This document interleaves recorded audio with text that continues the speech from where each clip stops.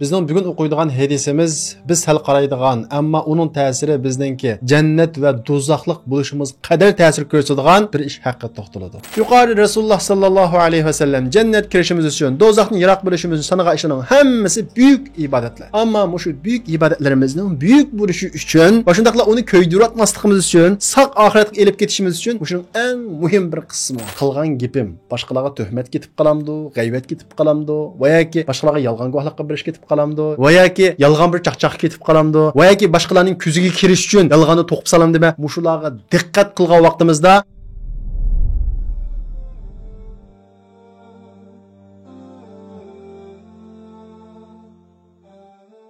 Alhamdulillah va salatu vassalamu ala rasulillah amma ba'd. Assalomu alaykum va rahmatullohi va barakatuh qarindoshlar. Hammanglar xush keldinglar. Biz bugun Allohning rahmati va fazli bilan Imom Navaviyninki 40 hadis nomli kitobidan 29-hadisni o'qiymiz. Bizning bugun o'qiydigan hadisimiz biz hal qaraydigan, ammo uning ta'siri bizningki jannat va do'zaxlik bo'lishimiz qadar ta'sir ko'rsatadigan bir ish haqida to'xtaladi.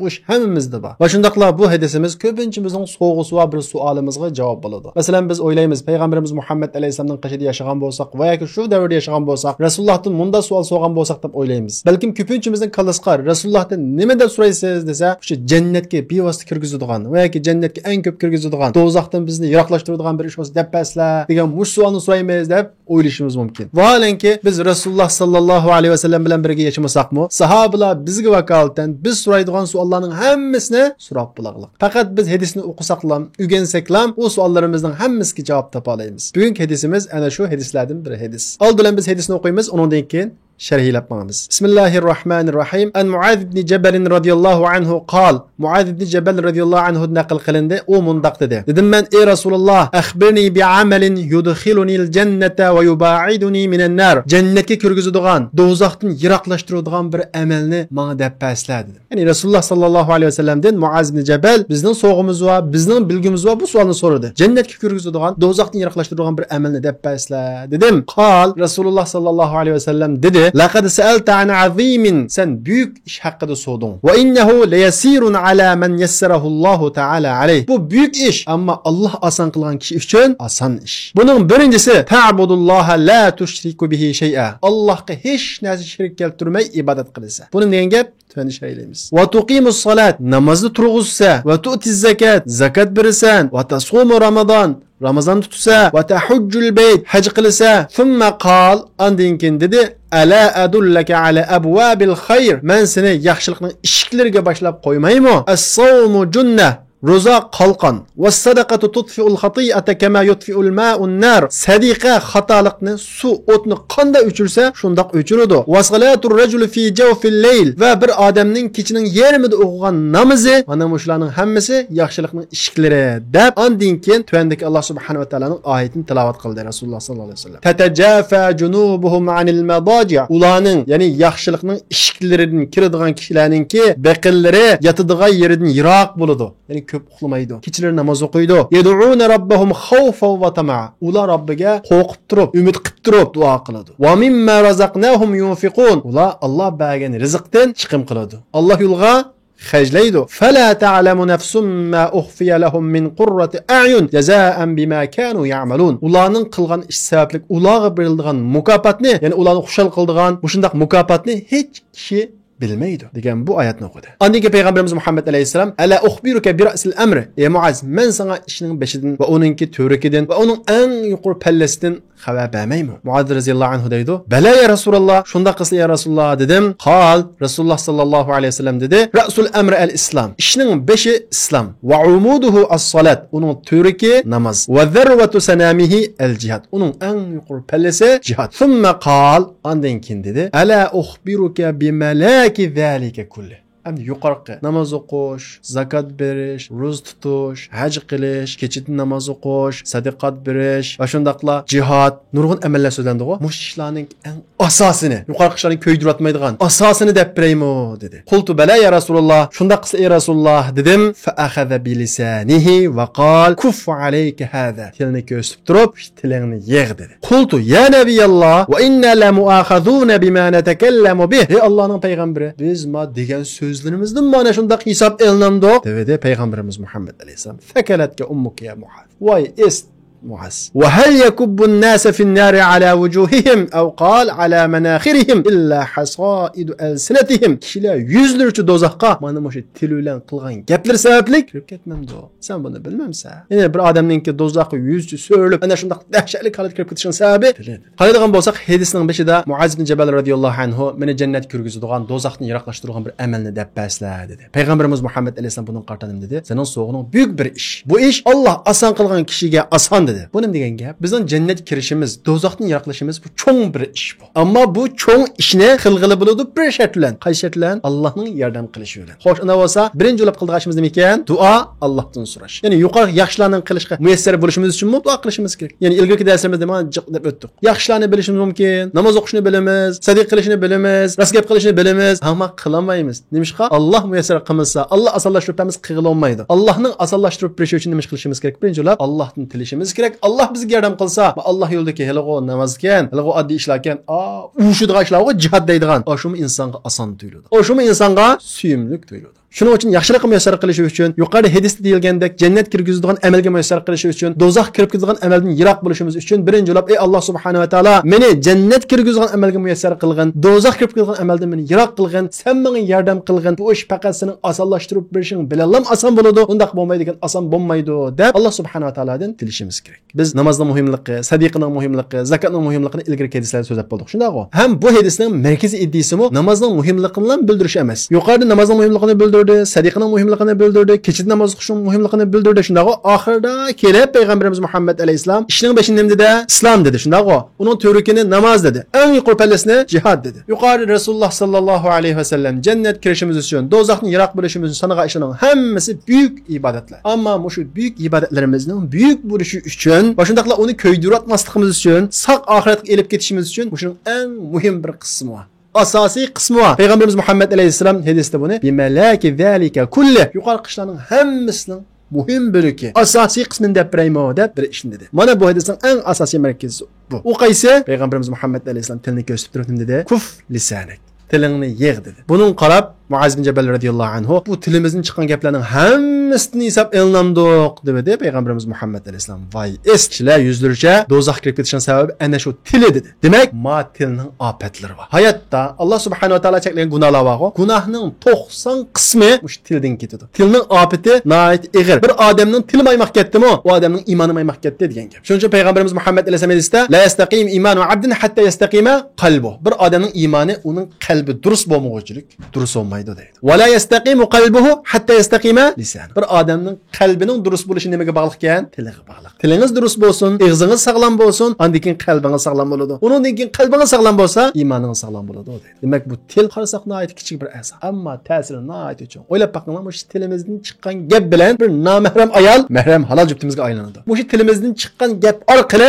bir halol juftimiz nomahram ayolga aylanadi. Bu tilimizdan chiqqan gap orqali bir odam la ilaha illalloh dedimi, jannat ahli bo'ladi. Bu tilimizdan chiqqan gap orqali bir odam dozoq ahli bo'lib ketadi. Muhim ekan til. Shunga bu til iymonning ko'rsatkichisi bu. Ma doktorlar tilimiz qarab bir odamningki badanining sog'lomligini biladi-ya. Biz o'zimizning iymonimizningki sog'lom va yoki emasligini bilmoqchi bo'lsak, o'zimizning tilimiz qarasaqlan bo'ladi. Moddiy jihatga tilimiz emas, doktorga o'xshash. Ma'naviy jihatga tilimizga. Tilimda g'aybat bormi, shikoyat bormi, suxanchilik bormi, chiqimchilik bormi, ikkiyuzlimichilik bormi, tuhmat bormi, sanaydigan bo'lsak, nihoyat. Bu shunday narsalardan tilimiz yiroqmi, pokizmi, iymonimiz sog'lom. Shuning uchun payg'ambarimiz Muhammad alayhisalom hadisda bizlarga xabar berib, "İza asbaha ibnu Adam fa innal a'da'a kullaha tukaffiru lisan." Bir odam atdeganda o'rnidan tursa, biz bilmasligimiz mumkin, ammo a'zolarning hammasi tukaffiru lisan. Bu shu tilga yolvuradi deydi. Ondan keyin deydi, "İttaqillaha fina." Biz haqqimizda Allohdan qo'rqin. Ey til, ey ig'iz, biz haqqimizda Allohdan qo'rqin. Fa innama nahnu bik. Chunki biz sana munosabatlik. Fa in istaqamta, istaqamna. Ey til, sen durust bo'lsang,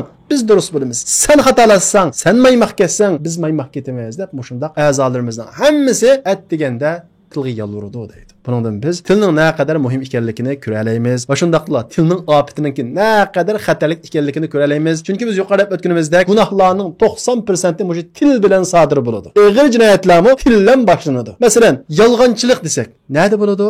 tilda bo'ladi. Yolg'onchilik butun yomonliklarning manbasi. Payg'ambarimiz Muhammad alayhisalom hadisida shunga va iyyakum val kizba. Sizlar yolg'onchilikdan saqlaninglar. Fa innal kizba yahdi ila al-fujur. Haqiqatan yolg'onchilik gunohga, fosiqlikka boshlaydi. Va innal fujura yahdi ila an-nar. Bu gunoh degan, fosiqlik degan do'zaxga boshlaydi deydi. Va ma zala ar-rajulu yakzibu va yataharra al-kizba. Bir odam yolg'onni aytaversa, nada yolg'on bor, shuni qilaversa, eng oxirida Allohning nazarida yolg'onchi deb ezladi deydi. Bu payg'ambarimiz Muhammad alayhisalom va'dasi qaraydigan bo'lsak, yolg'onchilik gunohlarga boshlaydi dedi-ya. Bir odam yolg'on aytgan vaqtida uning qalbi qaraydi. Yolg'onni aytaversa bir odam, u odamning qalbi butunlay qarab, boshqa gunohlarga jur'at qildigan bo'lib ketadi. Mana bu sababdan payg'ambarimiz Muhammad alayhisalom yolg'onchilik fujurga, gunohlarga boshlaydi deydi. Bu gunohlar insonlarga boshlaydi, do'zaxga boshlaydi. Bu mana orqali yuz beradi, mushu tilimiz orqali yuz beradi. Shuning uchun tilimizdan chiqqan gaplarga yolg'onmi, rostmi? Bunga nihoyat diqqat qilishimiz kerak. Undan boshqa yolg'on guvohlik berish deymiz.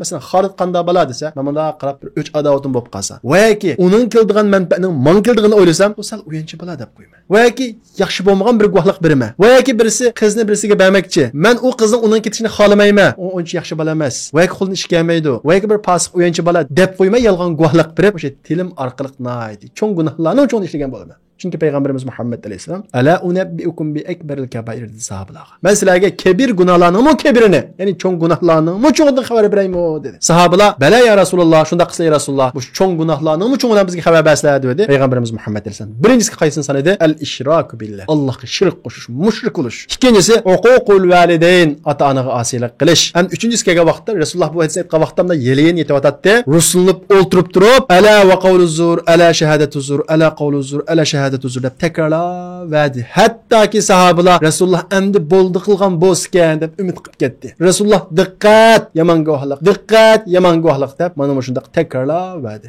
Nima uchun? Cho'ng gunohlarning cho'ng o'g'onlik uchun. Endi bu yolg'on guvohlik berish degan bu. Nada bo'ladi insonning tilida bo'ladi. Shuning uchun birovga birisini tunishtirayli, va yoki boshqa bizning guvohlik bo'lsin, va yoki shuning o'xshagan har qanday bir ish bo'lsin, bir odamga yomon va yoki yolg'on guvohlik berishni qattiq saqlashimiz kerak. Chunki bu cho'ng gunohlarning cho'ng. Buni da saqlashimiz uchun payg'ambarimiz Muhammad alayhisalom degandek, tilimizni yig'ishimiz kerak. Tilimizga diqqat qilishimiz kerak. Uchinchisi masalan tilning ofatlaridan g'ayvat.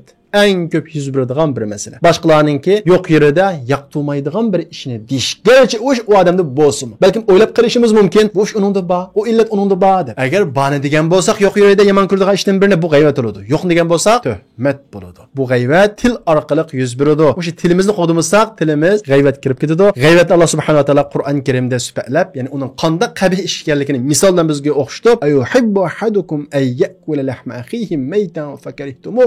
Sizlarning biringlar qirindishining go'shini o'lik holatda yeyishni yaxshi ko'ramdi. Albatta undan saskinsizlar, yomon ko'rsizlar. O'ylab baqilib, bir qirindishimizni g'ayvatni qildik degan gap, uni yotqizib qop, meytini go'shini ap yedik degan gap. Tasarruf baqilib, nayt qabih bir ish. Vattaqulloh, Allohdan qo'rqinglar. Alloh subhanahu va taolo tavvobdir, ya'ni tövbini qabul qiluvchi va rahimdildir deydi. G'ayvatning xatri haqida biz boshqa darslarda kengayroq to'xtaldik. Shuning uchun bu yerda tafsilga to'xtalmaymiz. Shuning uchun tilimizni g'ayvatdan saqlashimiz kerak. Agar bir sonda bir qirindishimizning g'ayvat qilingan bo'lsa, agar biz hikmat bilan, yaxshi uslub bilan u g'ayvatni to'xtalsak, payg'ambarimiz Muhammad alayhisalom shunday bishorat berdi-ki, qandaq bir odam o'zining qirindishining yuz obro'yini saqlab qolsa, qiyomat kuni u bandani Alloh subhanahu va taolo do'zaxdan saqlab qoladi deydi. Payg'ambarimiz Muhammad alayhisalom g'ayvatning naqadar xatarli ish ekanligini bizga tushuntirib undaq deydi. G'ayvat qilishdan saqlaninglar, chunki g'ayvat zinodan qattiq gunohdir. Kishi ba'zida zino qiladi, aroq ichadi, ondan tavba qiladi va Alloh taolo uning tavbasini qabul qiladi. Ammo g'ayvat bo'lsa, g'ayvat qilgan kishi, g'ayvatni qilgan kishi uni kechirmaguncha Alloh subhanahu va taolo uning gunohini kechirim qilmaydi deydi. Demak, bu nuqtadan qarag'atimizda g'ayvat intayin og'ir gunoh. Bu gunohdan saqlashimiz uchun qanday qilishimiz kerak? Rasululloh sallallohu alayhi vasallam hadis degandek, tilimizni yig'ishimiz kerak, tilimizni saqlashimiz kerak. To'rtinchisi, tilning ofatlaridan chiqimchilik.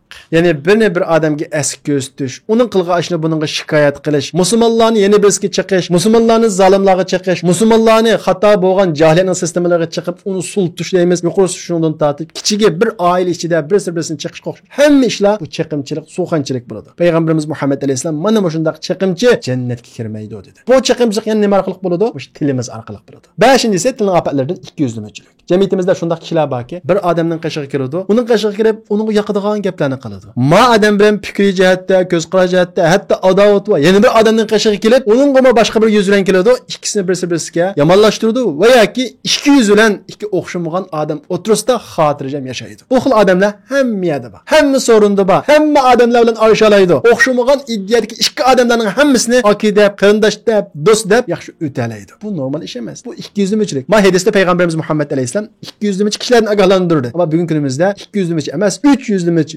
400lamachi, hatto 500lamachi insonlar bor. Iddiya jihatda, aqida jihatda, yo'l jihat o'xshamaydigan 5 xil odamlar bilan o'xshash shaklda yaqin o'talaydigan. Hatto buni bir iqtidor deb sanaydigan. Vaholanki musulmon bunda prinsipsiz bo'lmaydi. Uning mangan bir yo'li bo'ladi. To'g'ri deb mangan bir siziq bo'ladi. To'g'ri deb manganlar bilan mangadi, to'g'ri deb qarmaganlar bilan fasil qo'yib, musofiq qo'yib, ondan keyin olishdi. Olish to'g'ri kelsa. Va shundaqla bunda insonlarning ko'p holda ko'pinchisi birini yomonlashtiradi. Payg'ambarimiz Muhammad alayhisalom inna sharran nasi zul vajhi. Kishilarning eng nachir, eng yomoni bo'lsa 200 kishi deydi. Allazi yati haula'i bi wajhin va haula'i bi wajhin. Bir kishilarga bir yuz bilan bir kishilarga yana bir yuzdan keladigan kishilar mana shu kishilarning eng yomoni deydi. Hamda bu 200machilik qilish uchun mush tilga mahir bo'lishimiz kerak. Gap qilib turishimiz kerak. Maning qashqa kelsakmi, uning yoqadigan gapni qilib berishimiz kerak. Uning qashqa borsakmi, uning yoqadigan gapni qilib berishimiz kerak. Bu gunohmi nima sababchi ekan? Tilimiz sababchi. Shunga bir musulmon prinsipchan bo'ladi. Hargizmi 200machi yoki 300machi bo'lmaydi. 6-inchisi tilning ofatlaridan tuhmat. Eng og'ir gunohlarning birisi. Bir musulmonning yuz obro'yiga chiqilish deganlik Ka'b Baytullohni yiqib yotgandimi ig'ir gunoh. Payg'ambarimiz Muhammad alayhisalom mana shu Ka'b Baytullohni yiqib yotgandimi ig'ir gunoh bir musulmonning yuz obro'yiga chiqilish deganlik. Bugun kunimizda nima degan oson bo'lib ketdi. To'rlar orqali bir odamning yuz obro'yini yakson qilamiz. Uning shaxsiy ayblari olamdi, ayb bo'lmamdi, tatib chiqib sazoy qilamiz. Va shundaqla bir odamning yuz obro'yini, oilasini parvo qilmaymiz. Vaholanki bu Ka'bni yiqib yotgandimi bir ig'ir gunoh. Bu ishmi nima orqali bo'ladi? Til orqali bo'ladi. So'zimiz orqali bo'ladi. Shuning uchun bundan qattiq saqlanishimiz kerak. Tilning ofatlarining 7-inchisi bo'lsa, mazaq qilish, masxara qilish. Bu nima orqali bo'ladi? So'z orqali bo'ladi. Boshqalarni masxara qilamiz. Vaholanki masxara qilgan kishilar masxara qilinguvchidan yaxshi emas, balki Qur'onning hukmi bilan masxara qilinguvchi, masxara qilguvchidan yaxshiroq bo'lishi mumkin. Alloh subhanahu va taolo Qur'on Karimda: "Ya ayyuhallazina amanu la yaskhar qawmun min qawmin asa an yakunu khayran minhum wa la nisa'un min nisa'in asa an yakunna khayran minhunna." Ey mu'minlar, bir kishilar yana bir kishilar masxara qilmasin, balki masxara qilinguvchi, masxara qilguvchilardan yaxshiroq bo'lishi mumkin dedi. Shunga bu masxaradan qattiq saqlanishimiz kerak. 8-inchisi boshqalarni tillash deymiz. Yoshlarning orasida ko'proq bo'lishi mumkin. Boshqalarni tillash Payg'ambarimiz Muhammad alayhisalom dedi: "Sababul muslimi fusuqun va qitaluhu kufrun." Bir musulmonni tillash fosiqlik dedi. Bu tillashmi? Til bilan bo'ladi. Tillash og'zimiz bilan bo'ldi deganlik faqat tilimizni chiqqilam deganlik emas, ammo to'g'ri yasaqmaysa, to'g'ri boshqalarni tillasaqmaysa, boshqa bir hisoblar bilan kirib boshqalarga haqorat qilsaqmi, boshqalarni tillagan bularimiz fosiq, bularimiz chunki biz bilmagachga paytlar u yolg'on hisoblarning hammasini yaxshi biladi. Bu tilning ofatlaridan birisi. 9-inchisi tilning ofatlaridan yolg'on chaqchaq. Boshqalarni kuldirish uchun, sorunni qizitish uchun yolg'ondan to'qib boshqalarga hatto ba'zi ishlarga, ya'ni ba'zi qiziqchiliklarga dastlab soladigan holatda chaqchaq qilish bu tilning ofatlaridan birisi, insonni halok qiladigan ishlarning birisi. Payg'ambarimiz Muhammad alayhisalom bir kishi yolg'on, hazil va chaqchaqni tashlamaguncha iymonning haqiqiy darajasiga yetolmaydi dedi. Ammo bundan saqlanishimiz kerak. 10-inchisi tilning ofati behuda gap so'z. Tamam, yolg'on aytmadik, tuhmat qilmadik, yuqorida ishlarni qilmadik, ammo behuda, ahamiyatsiz, ya dunyoligimiz uchun foydasi yo'q, ya oxiratimiz uchun foydasi yo'q. Bu shunday so'rovlarga yig'ilib o'ltirib qolib ketsak, bu bir tilning bu bir musulmonligimizga daxl etkazadigan bir ish bo'ladi. Chunki Payg'ambarimiz Muhammad alayhisalom bir musulmon o'ziga munosabatsiz ishlarni qo'l uzish, u musulmonning musulmonligining go'zal bo'lganligining bir alomati dedi. Biz o'zimizga munosabatsiz, ya'ni dinimizga, dunyomizga foydasi yo'q, shunday so'rovlarda ahamiyatsiz gaplarni qilaversak, bu bizning islomimizning go'zal bo'lishiga daxl etkazadi. Undan boshqa bu tilning ofatlari nihoyatda ko'p. Ortiq gap qilish yuqorida o'tganimizdek, masalan, behuda gap so'zlar va undan boshqa nurg'ulg'an tilning ofatlari bor. Biz buning hammasini so'zlab bilmasligimiz mumkin. Ammo o'sha tilimizga diqqat qilsak, qilgan gapim boshqalarga tuhmat ketib qolamdi, g'aybat ketib qolamdi, va yoki boshqalarga yolg'on guvohlik qilish ketib qolamdi, va yoki yolg'on bir chaqchaq ketib qolamdi, va yoki boshqalarning ko'ziga kirish uchun yolg'onni to'qib salam dema. Mushularga diqqat qilgan vaqtimizda hadis deyilgandek yuqorqi namoz, sadiqa, zakot, haj, jihad hammasining eng asosiy muhim qismini saqlab qolgan bo'lamiz. Nima uchun bilamsizlar? Chunki qiyomat kuni bir odam ko'p namoz o'qib badi Allohning oldiga, ko'p sadiqa qilib badi, nurg'un fazilatli amallarni qilib badi, ammo birisiga tuhmat qilgan bo'lsa, birisiga g'aybat qilgan bo'lsa, biz haqida yolg'on guvohlik bergan bo'lsa, mushu gunohlari sababli qilgan ishlarning hammasi boshqalarga ketib qoladi. Qilgan yaxshiligimizni tushuk holatiga solmasligimiz uchun tilimizni yig'ishimiz kerak. Bu sababdan Payg'ambarimiz Muhammad alayhisalom shu yuqorqi ishlarning hammasidan asosiy muhim qismi bo'lsa, shu tilingni yig'dik. Alloh subhanahu va taolo hammamizni Rasululloh sallallohu alayhi va sallamning bu hadisiga amal qilg'ili nasib qilsin. Alloh subhanahu va taolo hammamizni anglaganlarimizga, so'zlaganlarimizga amal qilgan kishilarning qatoridan qilsin. Tilimizni muhofaza qilishni nasib qilsin. Butun til ofatlaridan bizni himoya qilsin. Va axiru da'vana anil hamdulillahi robbil alamin.